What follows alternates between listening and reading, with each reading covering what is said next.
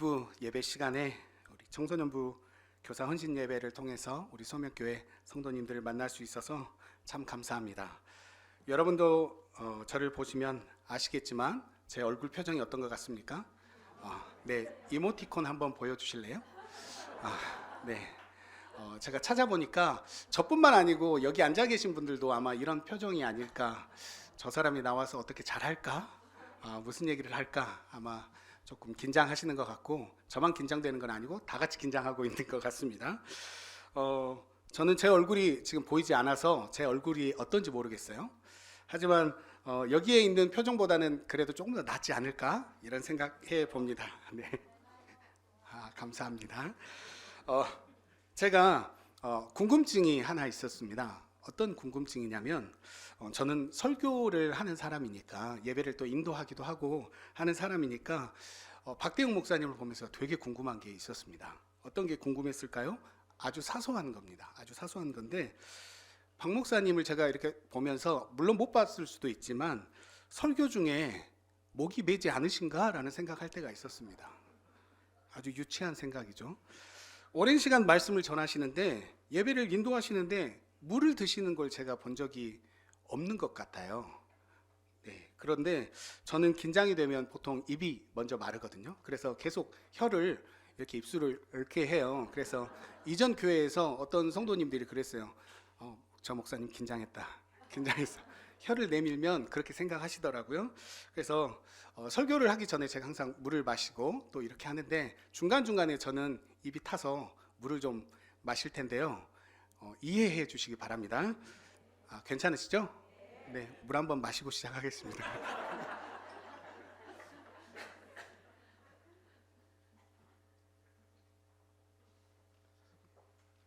아마 박 목사님은 이 물 마시는 시간조차도 아껴서 많은 말씀을 해주시려고 그런 것 같습니다. 저는 이렇게라도 좀 시간을 때워야 될 것 같아요. 오늘 말씀을 나누기 전에 당신은 도대체 누군가 이런 생각 하실 것 같습니다. 당신이 누군데 지금 거기 있는 거야? 이런 생각 하시는 분들 계실 것 같아서 제가 잠깐 소개를 드리면, 저는 금년부터 이렇게 소명교회에서 청소년부를 섬기고 있는 김희훈 목사입니다. 제가 생긴 것도 그렇고 좀 풍기는 것도 목사 같지 않아서 아마 길에서 이 교회 근처에서 특별히 보셨을 때 아마 알아보지 못하셨을 수도 있습니다. 이제는 길에서 보면은 좀 아는 척 해주셨으면 좋겠습니다. 제가 외모가 멀리서 봐도 잘 보이는 그런 외모예요. 얼굴이 눈에 잘 띄게 생겼습니다. 이게 좀 크잖아요. 그래서 멀리서 봐도 잘 보이니까 꼭 보이면 아는 척 해주시고, 혹시 제가 못 알아보더라도 용서해 주시고 또 이렇게 아는 척 해주시면 좋겠습니다. 사실 제가 아직 소명교회 성도님들을 잘 알지 못합니다. 그래서 나름대로 제가 틈나는 대로 공부를 하고 있어요. 요람을 펴가지고 이렇게 사진을 보면서 이렇게 공부를 하고 있는데요. 근데 제가 교회에서 인사를 하면서 저분은 도대체 누굴까? 분명히 요람에서는 본 것 같은데, 이런 생각이 들 때가 있습니다. 물론 마스크 때문일 수도 있겠지만 그 사진과 너무 실물이 달라서 제가 좀 연결시키는데 좀 어려움이 있어요. 좀 양해해 주시고, 더디지만 한 분씩 알아갈 때마다 너무 또 좋으신 분들이 많아서 참 행복합니다. 그리고 앞으로 또 어떤 분들을 알아갈까 이런 기대도 됩니다. 주 안에서 함께 알아가며 교제할 때 기쁨이 되는 우리 모두가 되었으면 좋겠습니다.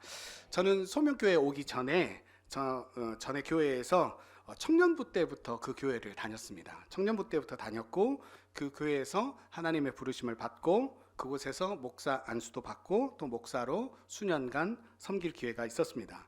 청년 시절부터 거의 20년 정도 한 교회에서 섬겼습니다. 그 시간 동안 많은 분들을 만났고 함께 고민했던 것들이 있었습니다. 그 중에 대표적인 것은 바로 자녀의 신앙에 관련된 부분이었습니다.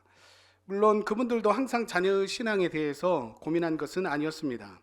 그들이 청년부 시절에는 자신의 진로와 믿음에 대해서 참으로 많이 고민했고, 또 결혼을 앞두고는 결혼을 위해서도 고민했었습니다. 그 시기에 앞이 보이지 않던 그런 깜깜한 터널과 같은 시간을 보낸 분들도 있었습니다. 그런데 제가 만났던 많은 사람들은 하나님을 붙들고 그 시기를 잘 통과하였습니다. 그런데 시간이 흘러서 많은 부분이 안정화되었고, 이대로만 가면 좋겠다라고 여기는 그때에 큰 문제를 만난 분들이 상당수 계셨습니다. 그 문제는 바로 자녀와 관련된 것이었습니다. 자녀 문제가 여러분 다 경험 안 하신 분들은 정말 축복이라고 생각하는데, 자녀 문제가 여러분 왜 힘듭니까? 내 문제는 어떻게든지 내가 부딪히고, 하나님 물론 바지를 입으시는 분은 아니지만 하나님 바지가랑이라도 붙잡고 씨름하면서 어떻게 잘 버티고 이겨나갈 수 있는데, 자녀 문제에 있어서는 정말 힘들지 않습니까? 하나님을 붙들고 씨름해봐도 답이 보이지 않는 것 같고, 하나님을 붙들고 해도 안 되니까 자녀를 또 우리가 붙잡고 이렇게 씨름해보지 않습니까? 자녀를 붙들고 씨름해보면 어떻게 됩니까? 반응이 없습니다. 심지어 매몰차게 거절하는 모습을 봅니다. 문을 닫고 들어가서 안 나옵니다. 얘기를 하지 않습니다. 이런 모습을 보면서 상처를 받는 부모님들을 참 많이 보았습니다. 도대체 어디서부터 잘못된 건지 모르겠다고 말씀하는 부모님들의 모습이 잊혀지지 않습니다. 그러면 이런 모습이 제가 다녔던 교회에만 있었을까요? 저는 그렇지 않을 것이라고 생각합니다. 제가 소명교회에 와가지고 신앙생활하면서 좋은 것이 몇 가지가 있습니다. 그 중에서도 수요 예배 후에 서로를 위해 기도하는 시간이 참 좋습니다. 예배 후에 함께 기도 제목을 나누면서 그 지체들을 알아갈 수 있기 때문입니다. 그리고 기도의 시간을 통해서 함께 주 안에서 기댈 수 있기 때문입니다. 그런데 기도 시간에 기도 제목을 나눌 때 꽤 많은 분들이 자녀의 신앙과 관련된 기도 제목을 나누어 주셨습니다. 자녀의 신앙이 회복될 수 있도록 기도 부탁을 하셨습니다.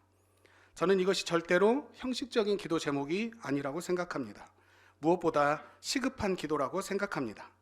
자녀의 신앙을 위해서라면 무엇이라도 내어줄 수 있는 것이 우리 모든 부모의 마음일 것입니다. 여기 앞에 우리 친구들 앉아 있는데, 우리 청소년부 우리 친구들이 그런 부모의 마음을 꼭 알았으면 좋겠습니다.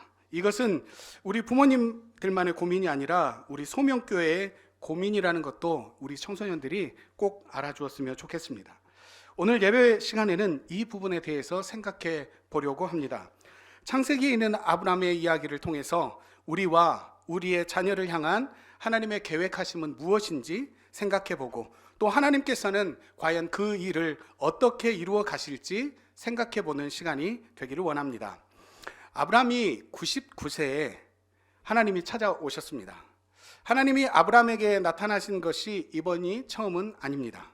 우리가 알고 있는 것처럼 이전에도 아브라함을 찾아오셨습니다. 13년 전에도 아브라함을 찾아오셔서 내 몸에서 날짜가 내 상속자가 되리라 말씀하셨습니다.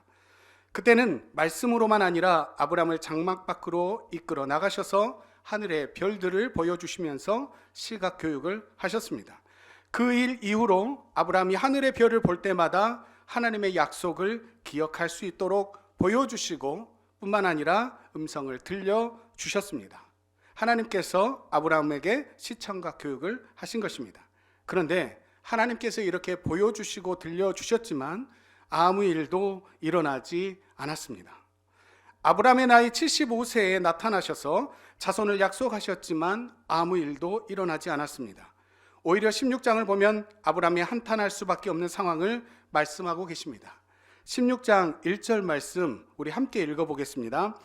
아브라함의 아내 사레는 출산하지 못하였고 그에게 한 여종이 있으니 애굽 사람이요 이름은 하갈이라.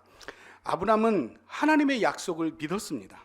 그래서 하나님은 그 믿은 아브라함을 향해서 창세기 15장 6절 말씀과 같이 그것을 아브라함의 의로 여기셨습니다.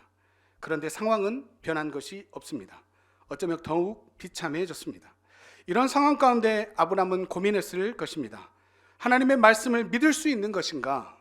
75세에 자신을 부르셨을 때도 큰 민족을 약속하셨고 그 약속을 믿고 살아왔는데 10년이 지난 85세가 되어도 아브라함은 자기의 자손들로 작은 시족 마을은커녕 집에서 아이 울음소리 한 번도 듣지 못하는 그런 삶을 살고 있었습니다. 나이 많은 사례와 둘뿐인 적막한 삶이었습니다. 보통의 부부들이 그런 것처럼 나이 많은 부부만 있는 집에는 어떻습니까? 적막이 가득합니다. 필요한 말 외에는 별로 하지 않습니다. 사례는 이런 아브라함의 모습이 답답했는지 제안을 합니다. 어떤 제안을 합니까? 내 여종에게 들어가라. 혹 그로 말미암아 자녀를 얻을 수 있지 않을까? 아브라함은 누구의 말을 따랐습니까? 아브라함은 사레의 말을 따랐습니다. 그때나 지금이나 아내의 말을 들어야 가정이 평안했던 것 같습니다. 아브라함은 분명 하나님의 말씀을 직접 듣고 믿은 사람입니다. 그렇게 믿었던 그가 그 믿음은 마치 내팽개치고 사레의 말을 듣는 것처럼 보입니다. 믿음보다는 사레의 말을 듣는 것이 하나님의 약속을 이루어드리는 방법이라고 생각했는지도 모릅니다. 어쩌면 왜 지금까지 이런 방법은 몰랐을까 하고 정말 탁월한 생각이라고 사레를 칭찬했는지도 모릅니다. 이것이 사람의 한계입니다. 하나님의 계획을 알지 못하는 것이 사람입니다. 하나님의 방법을 알지 못하는 것이 사람입니다. 하나님의 때도 알지 못합니다. 그저 문제만 보이고 상황만 보이는 것이 바로 사람, 곧 우리입니다. 아브람과 사레의 이러한 결정은 10년의 기다림이 얼마나 어리석었는지 생각하게 만드는 결과로 나타났습니다. 사레의 여종 하갈이 임신을 하게 되었습니다. 그들의 기도와 노력이 바로 응답되는 것처럼 보였습니다. 진즉에 이 방법으로 했어야 했는데 아브람과 사레가 후회했을지 모릅니다. 하지만 이로 인해 그들이 지불해야 할 대가를 그들은 알지 못했습니다. 이와 비슷한 얘기가 성경의 다른 말씀에도 있습니다. 우리가 잘 아는 요나 말씀입니다. 하나님은 요나에게 니느웨로 가서 하나님의 말씀을 전하라고 하였습니다. 하지만 요나는 어떻게 했습니까? 그렇게 하기 싫었습니다. 그래서 하나님의 심판을 그 땅은 마땅히 받아야 한다고, 원수의 땅 니느웨에 가기 싫다고 하면서 도망갔습니다. 그래서 니느웨가 아닌 다시스로 도망하려고 욥바로 갔습니다. 그런데 요나는 그때 마침 다시스로 가는 배를 만났습니다. 니느웨로 가는 배가 마치 여기 목포나 진도나 이런 데서 하루에 몇 번씩 있는 것처럼 그 배편이 자주 있었던 것은 아닙니다. 그런데 때마침 요나가 그곳에 갔을 때 다시스로 가는 배를 만난 것입니다. 요나는 자신의 생각이 옳았다고 생각했을지 모릅니다. 계획대로 되었기 때문입니다. 아니, 계획보다 더 완벽하게 일이 진행되고 있는 것 같이 보였습니다. 하지만 이 일로 요나가 얼마나 큰 어려움을 당했습니까? 자신만이 아니라 함께 배에 타고 있던 사람들까지 어려움에 빠지게 만들었습니다. 큰 대가를 지불해야만 했습니다. 하갈이 임신한 후 하갈이 사레를 멸시하게 되었습니다. 어떻게 종이 주인을 멸시하는 일이 일어날 수 있습니까? 어떻게 보면 그만큼 임신이 갖는 의미가 크다는 것을 알 수 있습니다. 사레와 아브람의 지혜가 자신들의 발등을 찍을 만한 결과로 나타난 것입니다. 우리가 왜 그런 선택을 했을까? 후회할 수밖에 없는 일이 일어난 것입니다. 사레도 그냥 그녀를 두지 않았습니다. 하갈을 학대했습니다. 그리고 하갈은 도망가게 되었습니다. 비록 여종이었지만 사레와 하갈의 관계도 깨어져 버리고 말았습니다. 이런 일이 비단 아브람의 가정에서만 일어나는 일입니까? 우리들의 삶과 가정에도 일어나는 일입니다.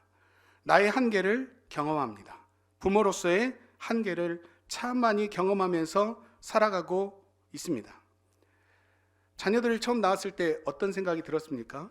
누구보다 정말 자녀들을 잘 키워보고 싶은 마음이 우리 부모들 모두에게는 있었을 것입니다. 그런데 어느 순간 아이들이 엇나가고 있음을 볼 때 부모들의 마음이 어떻습니까? 살 맛이 안 납니다.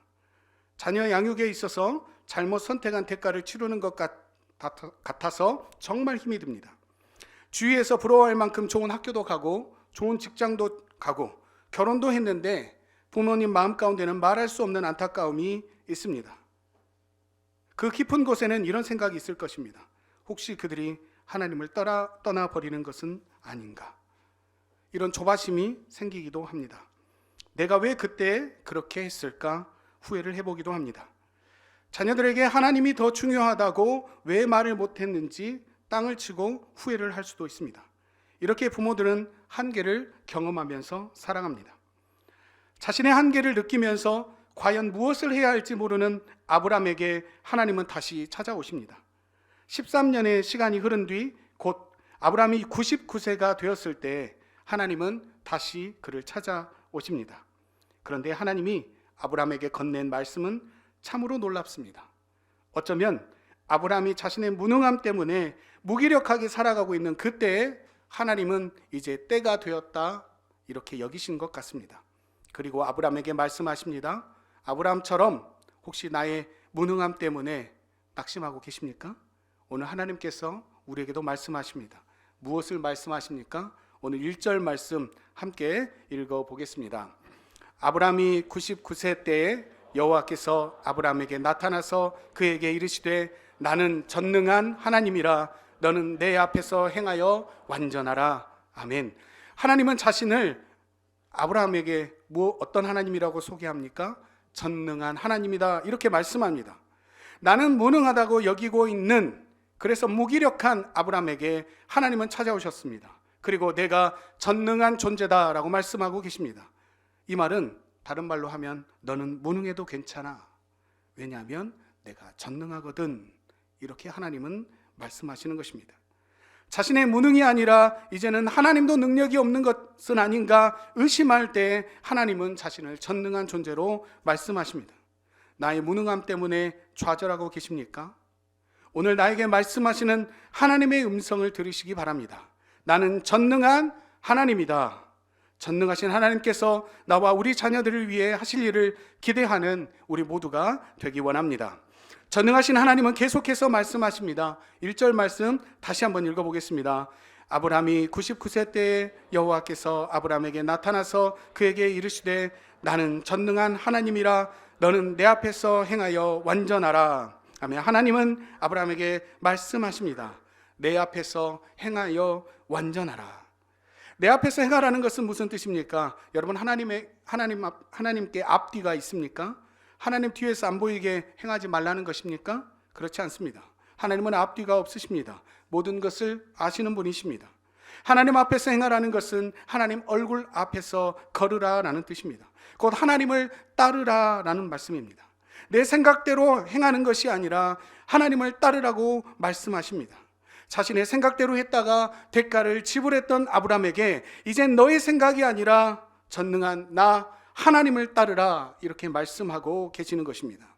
계속해서 하나님은 그에게 완전하라고 말씀합니다. 믿음으로 살면서 가장 부담스러운 말씀이 있다면 완전하라라는 말씀일 것입니다. 왜요? 완전할 수가 없기 때문입니다. 우리가 완전할 수 있는 존재입니까? 그렇지 않습니다. 완전하게 물론 살기 위해서 노력해 보신 분들도 계실 것입니다.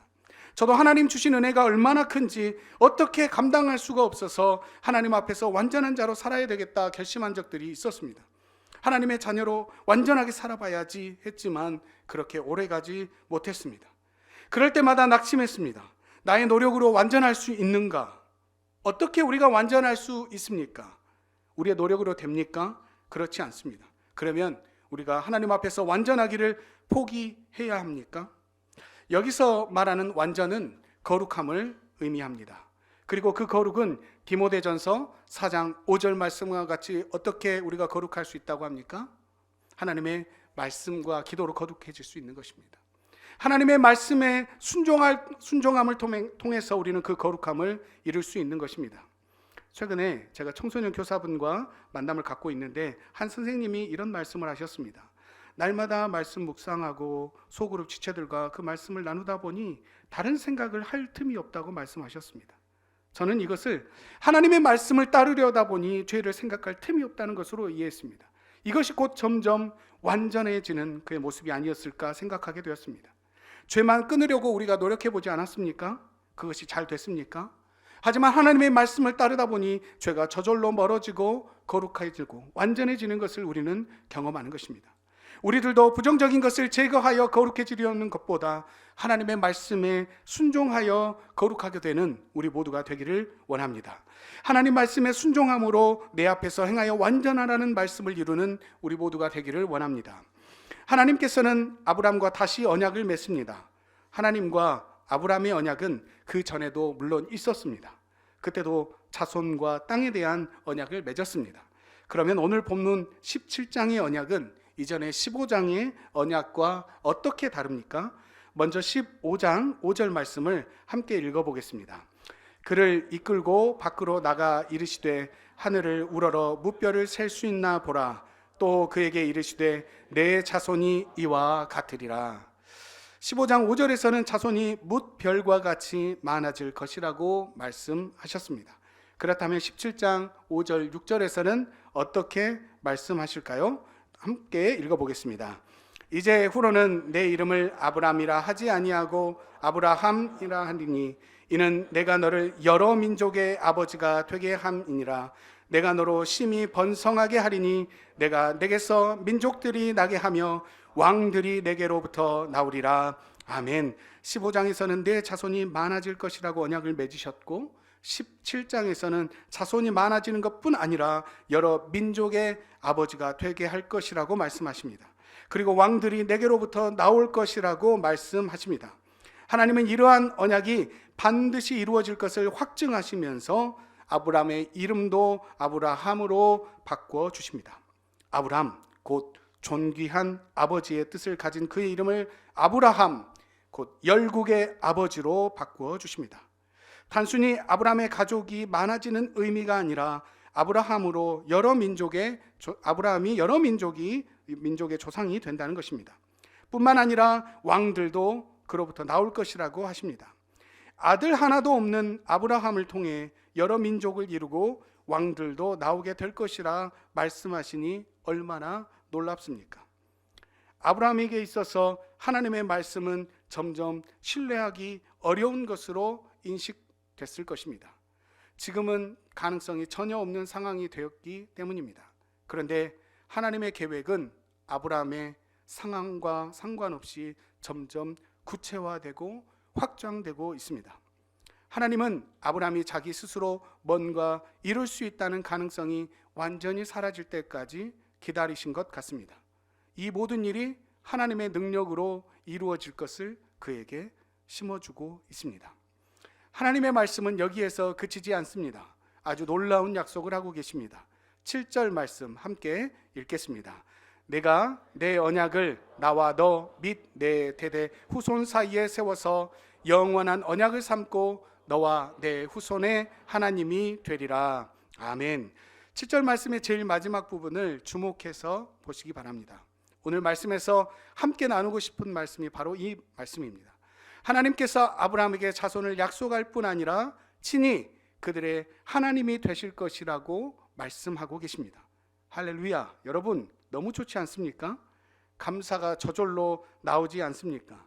자녀의 신앙 때문에 엄청 고민하고 있는 부모들에게는 이 말씀이 복음이 될 것입니다. 언약을 맺고 있는 아브라함만의 하나님이 아니라 아브라함을 통해 태어날 자손과 그 후손들의 하나님도 될 것이다, 이렇게 말씀하고 계시기 때문입니다. 저는 이 말씀을 보면서 하나님의 마음이 느껴졌습니다.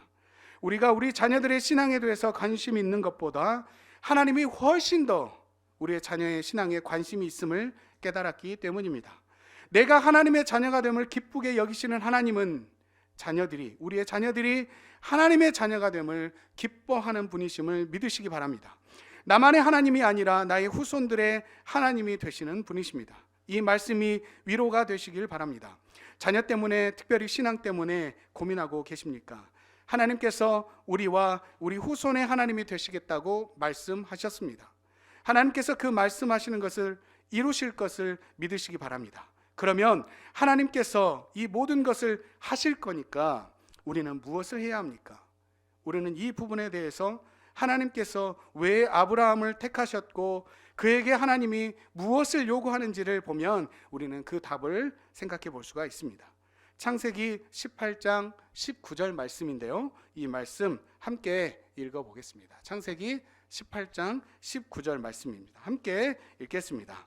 내가 그로 그 자식과 권속에게 명하여 여호와의 도를 지켜 의와 공도를 행하게 하려고 그를 택하였나니 이는 나 여호와가 아브라함에게 대하여 말한 일을 이루려 함이니라. 아멘.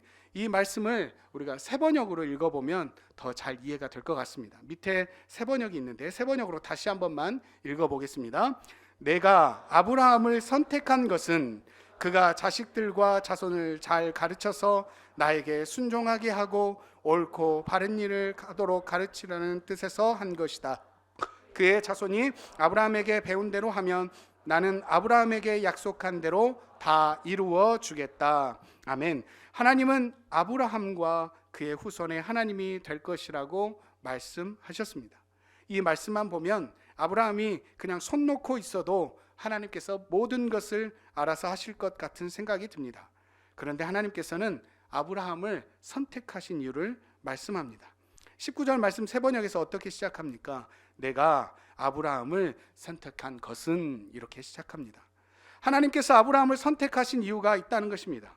이와 같이 하나님께서 바로 우리들을 부모로 또한 교사로 선택하신 이유가 있다는 것입니다. 그러면 그 이유가 무엇입니까?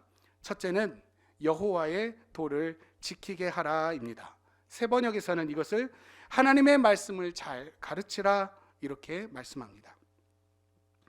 하나님께서 아브라함을 선택하신 이유, 첫째는 하나님의 말씀을 잘 가르치게 하기 위해서입니다. 여러분, 영어 학원에서 무엇을 가르칩니까? 영어를 가르칩니다. 수학 학원에서는 수학을 가르칩니다. 그러면 교회에서는 무엇을 가르칩니까? 하나님의 말씀을 가르칩니다. 여기까지는 물어보나마난 질문이었습니다. 그러면 질문하겠습니다. 가정에서는 무엇을 가르쳐야 합니까? 갑자기 혼란스러울 수도 있습니다. 왠지 가정에서는 영어도 가르쳐야 될 것 같고, 수학도 가르쳐야 될 것 같고, 피아노도 가르쳐야 될 것 같고, 윤리도, 예절도, 세상을 사랑하는 기본적인 소양도 가르쳐야 할 것 같은 생각이 들기 때문입니다. 물론 이런 것들도 가정에서 가르쳐야 할 것입니다. 하지만 우리는 이 부분에 대해서 확고한 답을 가지고 있어야 합니다. 적어도 우리가 하나님의 자녀라면 가장 우선하는 부분이 있어야 합니다. 다른 어떤 것보다 먼저 가르쳐야 할 것이 있습니다. 바로 하나님의 말씀입니다. 하나님의 말씀을 가르침으로 하나님이 어떤 분인지를 가르쳐야 합니다.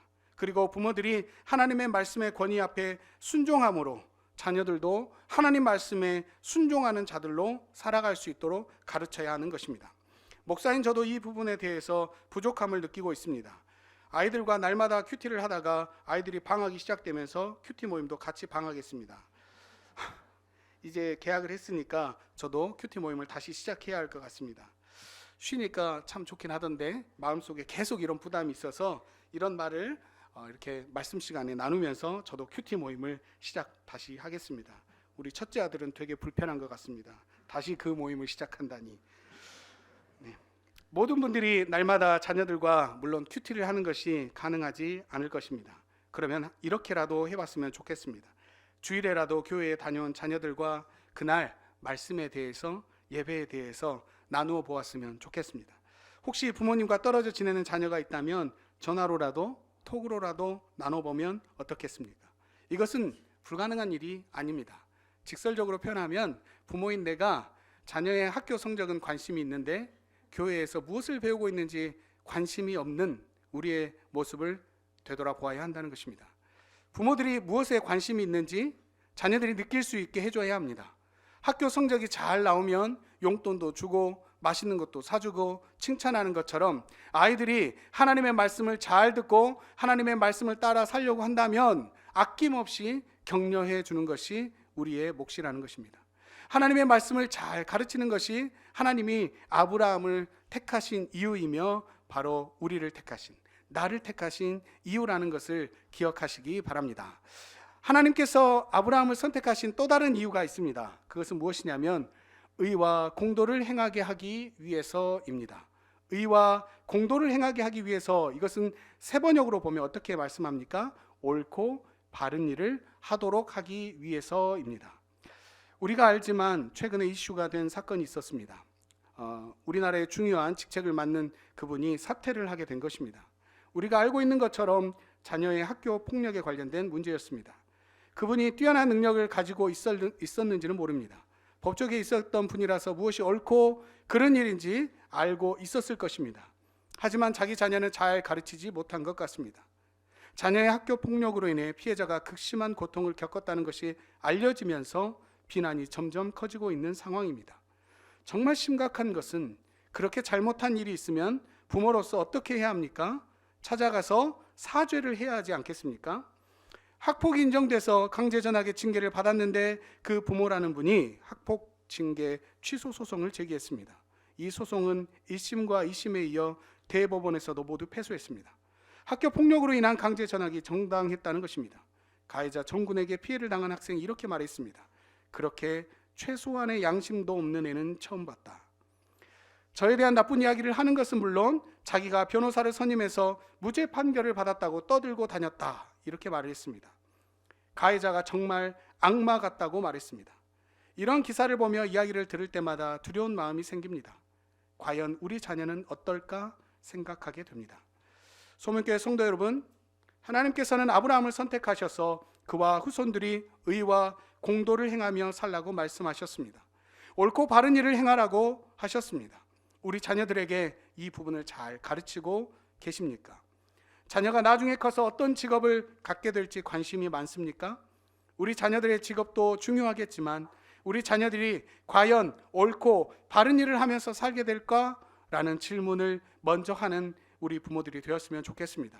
세상에서는 어떤 일을 하든지 어떤 방법으로든지 돈을 많이 벌면 되는 것 아닌가라고 가르칩니다.